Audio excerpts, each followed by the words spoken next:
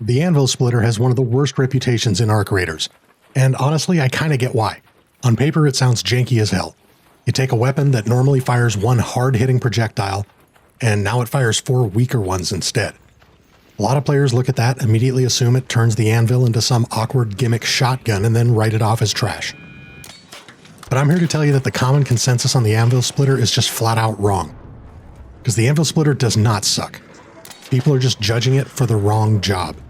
Alright, let's break down what this thing actually does, why so many players misunderstand it, and why it's secretly one of the nastiest anti-arc attachments in the entire game. First, the basic mechanics. The Anvil Splitter changes your shot from 1 projectile into 4.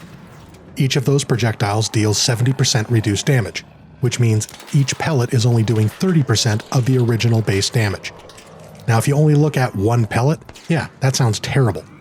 But that's not the full extent of the math. Because if all 4 projectiles connect, you are getting 4 instances of 30% damage. That adds up to 120% total damage per trigger pull. So right out of the gate, the Anvil Splitter is not some pure meme attachment. If you land the full cluster, you are actually getting a 20% increase in total damage per shot. Now obviously the catch is consistency. If your spread is wide and only 2 pellets connect, then yeah, you are missing out on damage. And that is exactly where a lot of people stopped thinking about this attachment. They saw the split projectile behavior and assumed, oh okay, this must be a PvP attachment. It's for close range burst damage against players. And I'm here to tell you that is not the value with this attachment at all. Could it work in PvP? Sure, anything can work in PvP if the stars align and the other guy forgets to shoot back. But that's not where the Anvil Splitter is special.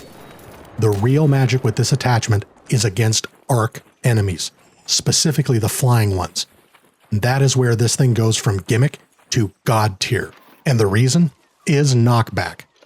You see, each projectile carries knockback. So when the Anvil Splitter fires 4 projectiles, that knockback effect stacks. If all 4 connect, you're not just doing more total damage. You are also applying 4 times the knockback force of a normal single Anvil shot.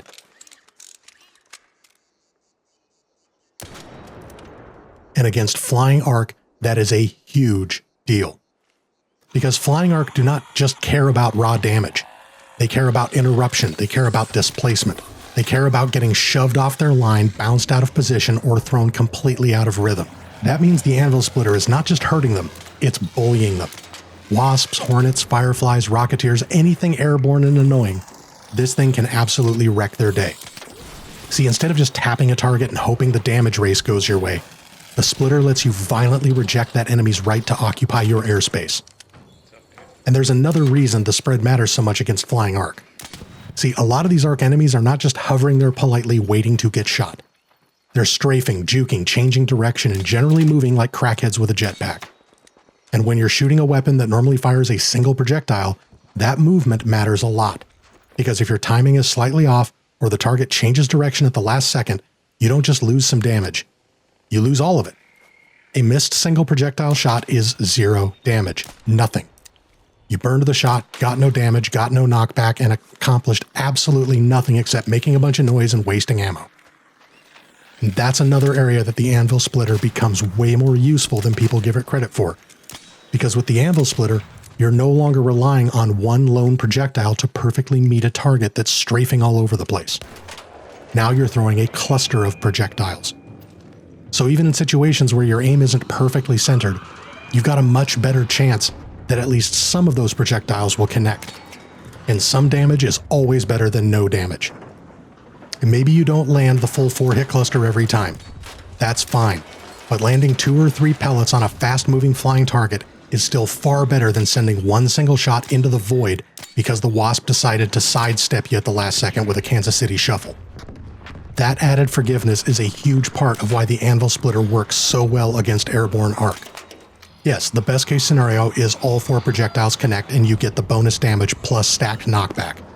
But even when things are messy, even when the target is strafing hard, the Splitter still gives you a better chance of getting something out of every shot. And against fast-moving flying arc, that reliability matters. Now here's the other piece that makes this all come together.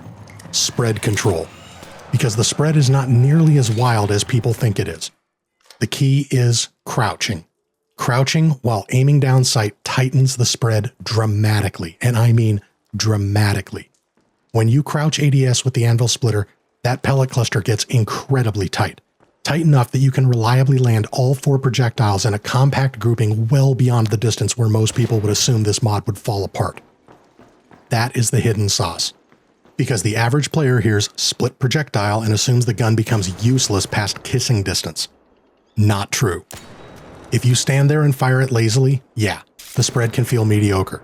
But if you crouch and aim and actually use the thing correctly, the grouping gets tight enough to land full clusters at surprisingly long range, well beyond 50 meters. And once that clicks, everything changes. Now you're not looking at a sloppy gimmick. Now you're looking at an attachment that gives you more total damage per trigger pull if all the pellets hit, massively increased knockback when all 4 connect, a ridiculously effective answer to airborne arc, and a level of range consistency that most players never discover because they never bother crouching and testing the spread properly. That is why I think the Anvil Splitter has been misunderstood.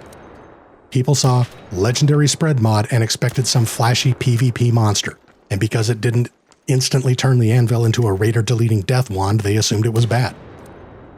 But that's like buying a hammer, trying to use it as a spoon, and then leaving a 1-star review because your cereal experience was disappointing. The Splitter is not bad. You were just asking it to do the wrong thing. Its strength is not, wow, this melts players. Its strength is utility through violence. It gives you damage, yes, but more importantly, it gives you control over the arc. And in Arc Raiders, control over enemy movement, especially with flying arc, is insanely valuable. That's what makes this attachment great.